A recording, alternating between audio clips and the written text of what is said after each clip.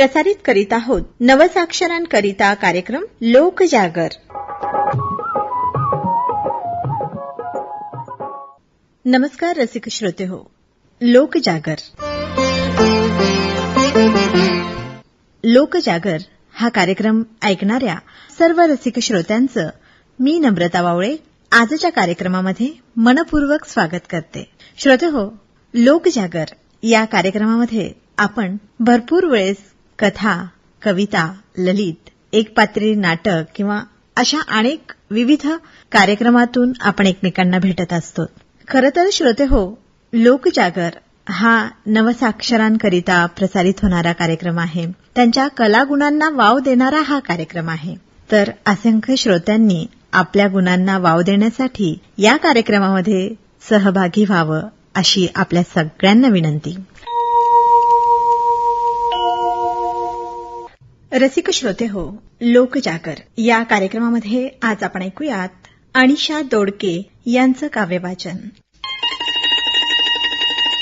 नमस्कार. कविता सादर करते बलिदान. कोण म्हणतं महागड्या वस्तू वापरून प्रतिष्ठा मिळते? अरे कोण म्हणतं महागड्या वस्तू वापरून प्रतिष्ठा मिळते? खरी ओळख तर जगाला विचारधारेतून कळते. सोन्या चांदीने सजण्यापेक्षा विचारांच्या मोत्यांनी सजून बघ. चेहऱ्यावरती क्रीम थापण्याआधी घामाच्या अत्तरात भिजून बघ. ओठांवरची लाली आणि डोळ्यातला तो नखरा हा नाही मार्ग तुझ्या उन्नतीचा. हातात लेखणी तोडून बेड्या पेटव वनवा क्रांतीचा. रूढी परंपरेची नको नको धरू धर्मांधाचा फेर. उठ लढ तुझा लढा पुन्हा एकदा नव्याने विद्रोह कर. चेहरा चमकवणाऱ्या किरमा खूप मिळतील ग बाजारात. पण विचारांची धार येईल संघर्षाच्या या मैदानात. नव्या युगाची पुढारलेली स्त्री म्हणून मिरवत असताना एवढंच ठेव जाण की तुझ्या स्वातंत्र्याच्या मुळाशी आहे जिजाऊ, सावित्री, अहिल्या आणि रमाईचं बलिदान.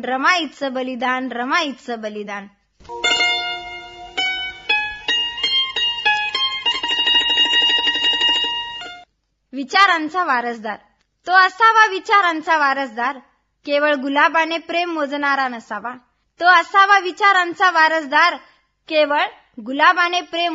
नसावा. तिच्या हातात बाबासाहेबांचं संविधान देऊन तिला तिचे हक्क समजावणारा असावा. 2 दिवसाच्या भेटीसाठी झुरणारा नसावा. तिच्या स्वप्नांना पंख देणारा असावा. रंगात आणि रूपात अडकण्यापेक्षा तिच्या गुणाची कदर करणारा असावा. क्षुल्लक कारणावरून ब्रेकअपची भाषा नसावी. तिच्या मनाचा ठाव घेणारा असावा. नाते असावे वैचारिक क्रांतीचे. संकटात सावलीसारखा सदा पाठीशी उभा राहणारा असावा. फक्त सोबती म्हणून चालणारा नाही तर तिच्या आत्मसन्मानाचा रक्षक असावा.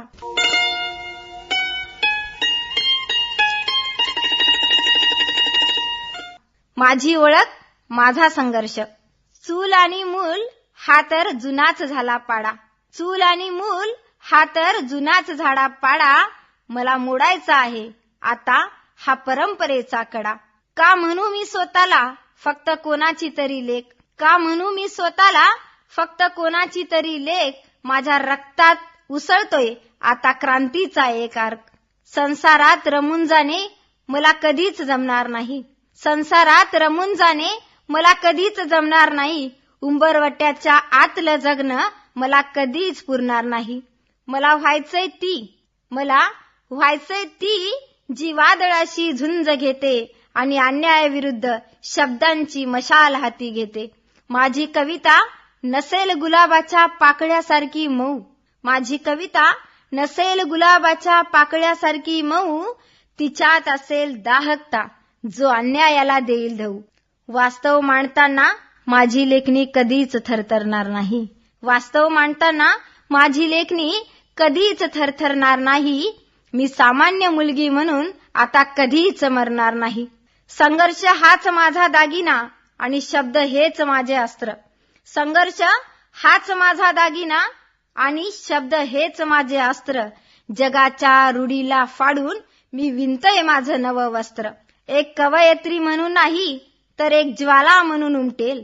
एक कवयित्री म्हणून नाही तर एक ज्वाला म्हणून उमटेन. या विद्रोही शब्दांनीच मी माझी नवी ओळख कोरीन. आता झळकेल स्वाभिमान अन्यायाच्या प्रत्येक रणांगणातून. आता झळकेल स्वाभिमान अन्यायाच्या प्रत्येक रणांगणातून.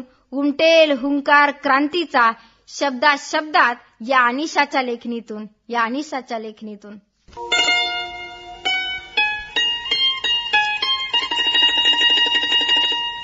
कष्टाचा विद्रोह आणि शांततेचा हुंकार. ज्या हातांनी दगड माती वाहिली त्या हातांनी माझं नशीब घडवलं. ज्या हातांनी दगड माती वाहिली त्या हातांनी माझं नशीब घडवलं. आई, तुझ्या घामाच्या प्रत्येक थेंबानं माझं अस्तित्व सजवलं. आज ही समाजकार्याची पदवी तुझ्या चरणी ठेवताना. आज ही समाजकार्याची पदवी तुझ्या चरणी ठेवताना. ऊर माझा अभिमानानं भरतोय ग. तुझ्या कष्टाचा हा विद्रोह आता जगाच्या नजरेत उरतोय ग. शांत आहे बाप माझा पण तो लाचार नाही. शांत आहे बाप माझा पण तो लाचार नाही. त्याच्या शब्दाविना शब्दांना माझ्या कसलाच आधार नाही. आज चार चौघात गरजते मी, ही त्याचीच तर पुण्याई आहे. त्याच्या शांततेत दडलेला क्रांतीचा तो हुंकार आहे. माझा बाप शांत आहे म्हणून मी बोलायला शिकले. त्याच्या संयमाच्या तालमीत मी घडायला शिकले. आता चार चौघात माझी जीभ नाही तर लेखणी चालते.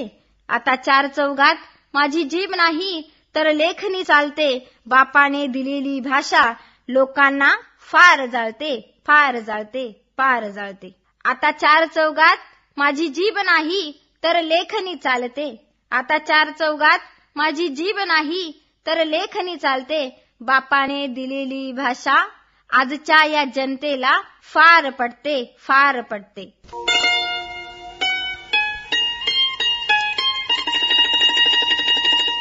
स्त्री आणि दारू. तू आलीस माझ्या जीवनात ग आणि अख्ख्या कुटुंबाची दिशाच बदललीस ग. सोन्यासारख्या संसाराला जणू काही दृष्टच लावलीस ग. इथे रोज कुणाची तरी दृष्ट लागल्यासारखं होतंय ग. तू ना रक्ताची आहेस, तू ना रक्ताची आहेस ना नात्याची आहेस ग.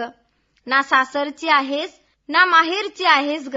तरी इथल्या पुरुषी मेंदूच्या तू मात्र खूपच जवळची आहेस ग. सुहासिनीचा भरला संसार तू भर चौकात उद्ध्वस्त केलास ग. तर काही माय माऊलींना तू जितेपणीच पोरकं केलंस ग. तूच घराघरात रोजचं भांडण बनलीस ग. तर तूच प्रत्येक कष्टाळू स्त्रियांना हलाकीच्या दावणीला बांधलंस ग. स्त्रियांच्या हक्काच्या आणि स्वातंत्र्याचा उधळलेला विळखा देखील तूच झालीस ग. आणि इथल्या घराघराच्या आणि पुरुषांच्या बरबादीचा खुला मार्ग देखील तूच झालीस ग. तू आलीस जीवनात ग आणि जीवनाची दिशाच बदललीस ग.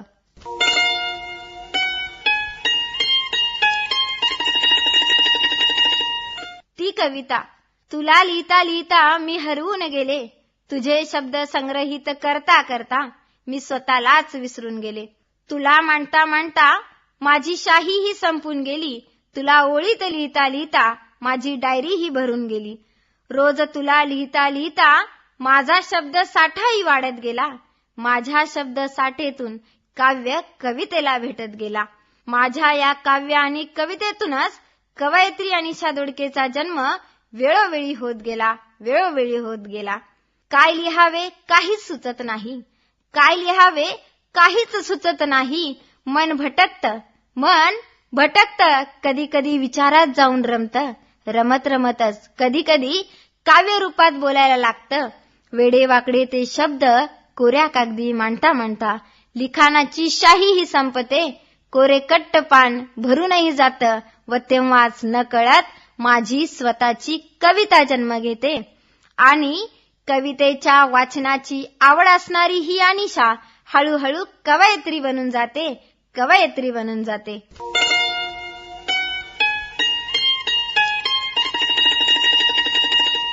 त्यागमूर्ती माता रमाई कष्टात वाहुनी सोन्याचा संसार मडवला.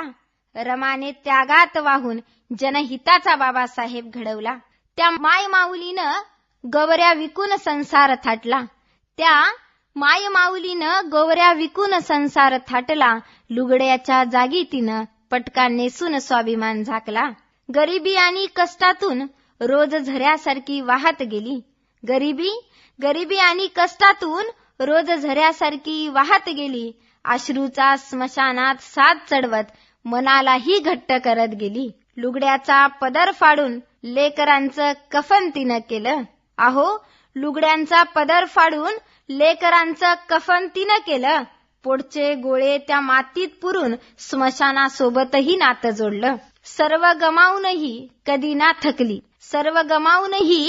ना थकली माय माझी बाबासोबत खंबीरपणे उभी राहिली शेवटच्या श्वासापर्यंत. कीर्ती झाली बॅरिस्टराची त्यामागची मूर्ती माता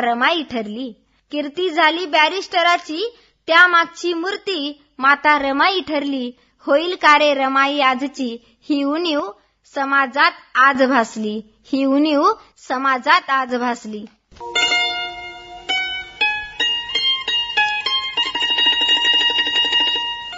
अण्णाभाऊ साठे वालुआई भाऊराव पोटी पुत्र झाला गोजिरा. अण्णाभाऊ हा साहित्याचा बाण झाला. अरे वास्तवातलं सत्य मांडलं अण्णाभाऊंनी स्वतःच्या लेखणींनी. ना कधी शाळेत गेले अण्णा, ना कधी डिग्र्या मिळवल्या, पण बा भीमाचा संदेश जग बदल हा शब्दबद्ध केला. अरे मुंबई पैशाविना चालत गेला. रशियात जाऊन शिवचरित्र गाऊन सन्मान झाला. मामा फकीराची गुटी घेऊन मामाची कहाणी लिहून गेला. वालुआईचा पुत्र गोजिरा आम्हा साहित्याची खाण दावून